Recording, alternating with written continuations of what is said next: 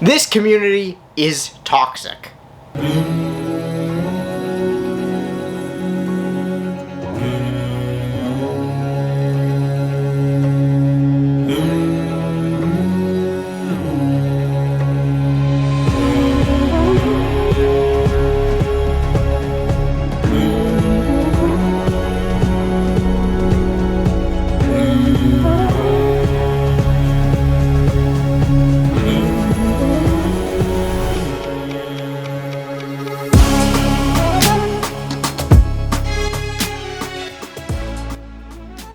Alright, so I'm going to get this out of the way at the beginning. When I'm talking about the reptile community and it being a toxic place, I'm not talking about in person at reptile expos. The people that you're going to interact with at reptile expos, 99% of the time, are going to be fantastic people. I'm mostly talking about the people who spend their whole lives in their parents' basements, which, ironically, I am in my parents' basements. But these people that have nothing better to do with their lives than trash other keepers just for the heck of it. It's kind of just going to be me ranting a little bit. So, if you don't like ranting kind of videos, maybe skip this one, because that's 90% of what this video is going to end up being. Alrighty, so the first point that I want to hit on is that personal research does not trump personal experience. So, here's what I mean by that. You can be researching animals that you might want to keep someday, or you're just interested in those animals, you might never keep them. I'm doing that with certain species of carpet pythons. I've been listening to the Morelia Python radio podcast every day at work, and it's a lot of fun, and it got me really interested in some of these old world pythons, some of which I plan on keeping someday in the future, not right now obviously. Others I don't, and I just want to learn about them, because learning about these animals is pretty cool. But because I am researching some of these animals, a couple of them I do plan on keeping, like savu pythons and olive pythons.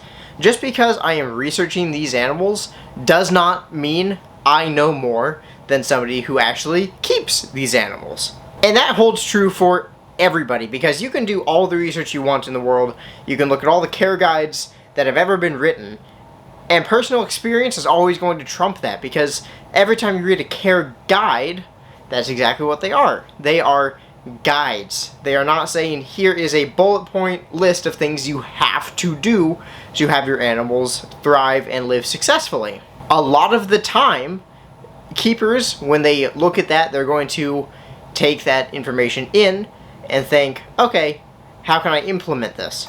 It's not necessarily I'm going to follow each thing step by step to the letter, which you can do, of course. Make sure it's probably a more recent care guide. Don't keep an adult ball python in a 20-gallon tank, because that's what your care guide from 30 years ago said to do. But if you want to just follow the care guide, that's fine. But you don't get to tell somebody that they are a terrible keeper because they're not doing that. And most of what I'm talking about is seen more in Discord, because Discord is just a madhouse. I don't know if you guys have noticed, I completely deleted the Repti-verse Discord server, and there will never be another one, because Discord is an awful, toxic place that I don't want to spend any time in. But say I posted a picture of the front of this stack of enclosures. So you can see one of them is turned around, that's one of the ground boas, turned him around to try and get him eating so he's not seeing things that are happening around him.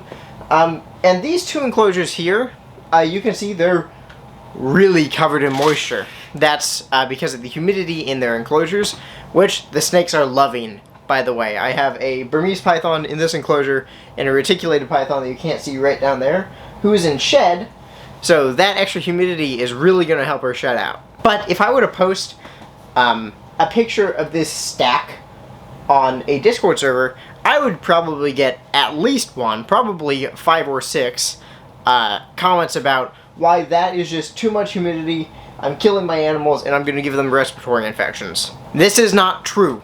Having a lot of humidity in a reptile enclosure is not going to cause respiratory infections. What does cause respiratory infections is if you have really high humidity, but all of your other parameters are off. So say it's 60, maybe 65 degrees in one of these enclosures, and the humidity is 90%. Yeah, that's probably going to cause some issues because that's going to cause bacterial respiratory infections. But just having the humidity this high isn't going to make my animals sick. This is a temperature gun. I can take this into one of these enclosures. I take it into every enclosure every morning when I wake up and every night before I go to sleep to make sure that all my parameters are right and to make sure that the night drops are working, because I do drop my reptiles' temperatures at night. It's just a little bit more natural, and that is my system here, and it has worked. I've been keeping reptiles for a decade. It has been 10 years since I got my first snake, and every year I have improved on my care, and every year I prepare more for animals I'm getting in the future for breeding projects. So you can't necessarily look at all of my enclosures and pick and choose and say, oh, that's a Burmese python, they need like 65-70% humidity, that's clearly more, you're gonna kill your snake or cause a respiratory infection. No, I'm not. And I know this from personal experience. These PVC enclosures, these are Reptile Factory PVC enclosures, not my favorite enclosures in the world, but they hold a lot of humidity. That's why I don't actually put say my hognose snake in those PVCs, because they hold so much humidity. But it is great with these reptiles. With my Burmese python and my reticulated python, they love that extra humidity, and I'm glad that they do. I have been keeping my Burmese python like this for a long time. My Burmese python and my reticulated python have been in PVCs, these exact PVCs, since the end of March when I came back from boot camp. I bought these enclosures, put these snakes right in it, and the humidity has been like this since then. They have been doing phenomenally well. If I needed the humidity to be lower, I would probably put paper towel down or newspaper down, but I haven't had to do that because I know from experience, and I check these animals every day, I know that they're completely fine with that kind of care. Now, I am not saying that you shouldn't point it out if, say, somebody has a Savannah monitor or a pair of black and white tegus like I have in here, and they are not giving them a basking spot or giving them a water bowl, something along those lines, that you obviously should say something about. But if it's just little things like this, like the humidity is too high, and I know that the humidity is too high because I read a care guide 5 years ago, maybe they know something that you don't. Maybe they have been keeping these animals a lot longer than you have, especially if you've never kept one of these animals before. So don't automatically assume that because you have done research, you're going to know more than the people who are actually keeping the animals. Some cases you will. Some cases you'll know some things that the keeper might not. But that's not always going to be the case, and you shouldn't go into every interaction assuming that it is. In fact, the opposite is true. Maybe talk to the person, see what they actually do know, and then see, okay, maybe they are really getting this wrong. Like, this person clearly cares about their ball python, but it is in a 20-gallon tank. They might just not know that. But there are also nice ways to go about saying that. You could always say, hey, that's a really nice enclosure. Are you planning on upgrading him anytime soon? Because it looks like he's getting to that point. That's a good way to put it. Saying, hey, your enclosure is way too small, you're obviously abusing your animal, and you shouldn't be keeping ball pythons. That's not a good way to go about it, but I see that at least once a day on Discord. And it's from the helper roles, which, by the way, helper roles are the stupidest things in the world. People think that just because they're given a role on a Discord server, that they're the God's given gift to reptile keepers on Discord. Okay, so, point number 2. You do not get to control what animals people own. So, back at my young selves, first Tinley Park NARBC Reptile Expo, which, not sure if I'm going this year or not, I might. But anyway, I bought a reticulated python. It was my first retic. I've owned a total of 2 retics. I no longer have that one. I just have Minerva, the one that's behind me. And I was really excited. I was thrilled that I had finally had a reticulated python. I had been dreaming of having a retic for 12 plus years, because I've been watching Brian Barczyk and Snakebites TV since it started. Since I was 6 or 7 years old, I've been watching Snakebites TV, and I've seen his reticulated pythons, and I've seen his Burmese pythons, and I had always wanted one. And I finally got one, and all I did was I took a picture of James on my arm. If I had that picture, I probably don't, but if I do, I'll show it here. And I said, like, finally got one of my dream animals. Something along those lines. And I posted that picture in what is no longer the Snake Discovery Discord server. It's Repti-verse or something like that. But at the time, it was the Snake Discovery Discord server. And I posted that picture, and I immediately got a ping. And that ping was from one of Snake Discovery's staff saying, "Hey, I don't think that you should be buying retics. You have a tegu that's in too small of an enclosure, so we obviously don't think that you're prepared to keep this animal." Now, if I had been posting constant updates of my tegu enclosure and things like that, they probably wouldn't have said something like this. But here's the thing. I have better things to do than post pictures of my work in progress enclosures every day. At that time, John Stark, my male black and white tegu, was already in this enclosure. Or he might have been going in that enclosure in a week or two. The enclosure was done. It was around that time when I had to upgrade him into it. And by the way, John is still a small tegu. He's like 2 feet with the tail. He's not that big. He was in a 4x2x2, which, yeah, it's too small. That's not the end of the world. That was not like me having a 4 or 5 foot male tegu in a 4x2.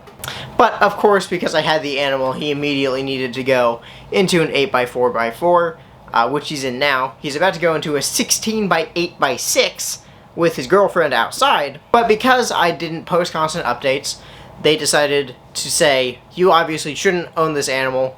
And then they said, to prove that I have proper care for my animals, they told me that I would have to take my time, go to each enclosure, take a picture of each enclosure that I have, and send them to them, post them in that server, so that they could judge my enclosure to make sure I have proper care. You do not get to tell anybody. I would have been mad if they did this to anybody else. You do not get to tell somebody that because they got an animal that you don't think they should necessarily be owning, that they have to then take a picture of every enclosure that they have. So I wrote a not very nicely worded message. I'm gonna be honest, I was not showing my brightest colors because I was real pissed off. I wrote a message back after I got a message like a day later because I just ignored. I said, "Yeah, this is going to be in a quarantine enclosure, I'll take a picture later." Because I was so fuming that I decided I probably shouldn't say what I wanted to because I would hurt someone's feelings. So a day later, I got a message from another staff member who's now a helper in another Discord server that I'm in. Good news is I'm probably leaving that server sometime soon anyway, because I'm leaving all of the reptile Discord servers because I'm not going to put up with the things I'm talking about anymore because my mental health can't take it. But I wrote a message back, and it was not so nicely worded, saying along the lines of, I might put it up here if I can find it again, along the lines of, "I'm leaving the Discord server, you don't get to tell me I have to send you pictures of all of my enclosures." Again, at the time, this was the Snake Discovery page, and I pointed out that, hey, this is actually not the best look for Snake Discovery. Treating people like this doesn't make you look good. And that was a tame example. I have seen way worse happen to other people in those servers. I've seen these, quote-unquote, Snake Discovery staff members, who are no longer affiliated with them. By the way, I feel like I need to say this again. I love Snake Discovery. I met Emily at that reptile show. Emily and Ed are just fantastic people. Some of the best people I've ever met. And I love their channel. And I love everything that they do. I love their zoo. Can't wait to go, hopefully sometime next year. So I'm obviously not sending hate to Snake Discovery. But again, at the time, these people were calling themselves Snake Discovery's personal staff, or their online Discord staff, whatever they wanted to call themselves. Something that made it sound like they obviously knew more about reptiles than everybody else. So, after I had that interaction, and I saw others, I left the server. I sent that message. I got a response back that was like, "Well, that's a big response for merely asking you to take pictures of all your enclosures." I'm like, yeah, obviously I'm going to be irritated. I don't constantly post updates in that Discord server because it's not necessary. At the time, I had my own Discord server. I was posting YouTube videos like every single day between shorts and these videos twice a week, which we're getting back to, of course. But I was pretty busy. I had a lot going on. I was working a full-time job. I had way more to worry about than giving people in one of the many reptile Discord servers I was in updated pictures of all my enclosures. And the person that responded said something along the lines of, "We're not calling you an animal abuser or anything like that. We obviously think you care about your animals." But then you know what I got? A flood of, "Don't support this person, he abuses animals," in the comments of all my videos at the time. So I had to go through, remove all those comments, block these people's ability to comment on the channel, because they weren't calling me an animal abuser, but they were. And then all the staff members there blocked me so I couldn't say, "Hey, that's not cool." Because it's really not. It's not cool to go to somebody's channel who at the time I had probably 200-300 subscribers.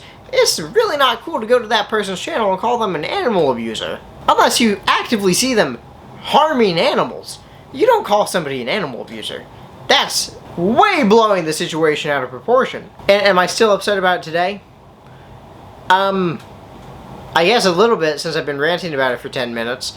But overall, I've come to accept that the online communities like that are going to be toxic. They're not going to be good places to hang out and share your love for reptiles. You should do that at reptile shows or with your friends who also love reptiles. That's what the community is about. It's about us coming together and sharing the love and passion for these animals that we keep. The love for the natural world and the want to preserve a lot of these species that are going endangered, going extinct. And we feel obligated to try and do something about it. We want to bring these animals to our own homes. We want to educate people, to show people that these animals are not to be feared.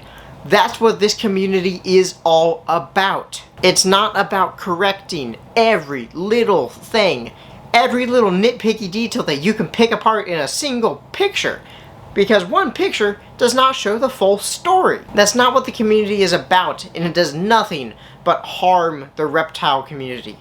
Posting all these really hateful comments, really hateful posts, Discord messages doesn't make the reptile community look better in the eyes of people that are trying to take our rights away as reptile keepers. Okay, I think I've been ranting for long enough. I'm sorry this video was not very happy. I wish that it was, but I've seen this interaction 3 separate times this week. It is Wednesday, my dudes. I've seen it 3 times this week in one server. That's ridiculous. People nitpicking little things. Somebody with a crested gecko and slightly too small of an enclosure. A crested gecko in a 20-gallon enclosure, which is a bit small. Not the end of the world. It's not a 5-gallon. Somebody saying, "Hey, we just got this animal. We didn't realize it was going to get as big as it did." I think it was a tortoise or something. Please help. And then people saying, "Rehome all your animals." That is ridiculous, and that doesn't make us look good as a community. This needs to stop. If we want this community to grow, if we want new people to come into the reptile community, that's not how you do it. So, I guess I'm going to leave this video with, there is a large vocal minority of the reptile community that can make this place seem like a horrible, terrifying, toxic place. But that's not what the reptile community is. The reptile community, once again, is about coming together as a group at places like reptile expos. That is the actual community, not the online, I know more than you, keyboard warrior bullshit. And so, since I think that these people are probably hurting how the reptile community looks, go support USARK. There's the link there.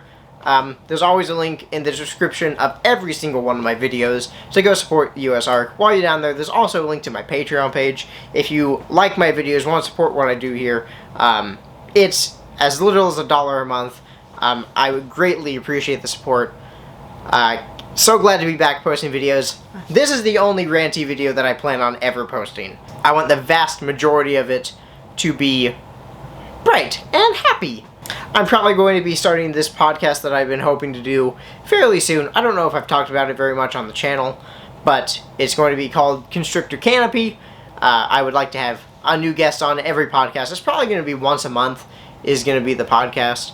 So hopefully have a new guest that's fairly well known in the reptile hobby to talk about their interesting boas, pythons, anacondas, to share their passion, because that's what the community I'm trying to foster is all about. People just coming together to share their love and passion for animals. So stay tuned for that podcast. Hoping to do that here soon. There's a couple of people that I need to reach out to see if they would be willing to be guests on that podcast. So once I get that all sorted out, we'll go from there, and I'll let you guys know right before I post it. So I think that's all I have to say. Links in the description. As always, like, subscribe, share with your friends. A lot of cool stuff coming. Hopefully this Tegu build will be done soon. It's been taking a lot longer than I wanted it to, but hopefully that will be done here very shortly. Animal Con is coming up. Better believe I'll be posting a video about that, so stay tuned for all those, and I will see you guys in the next video. Peace out, YouTube.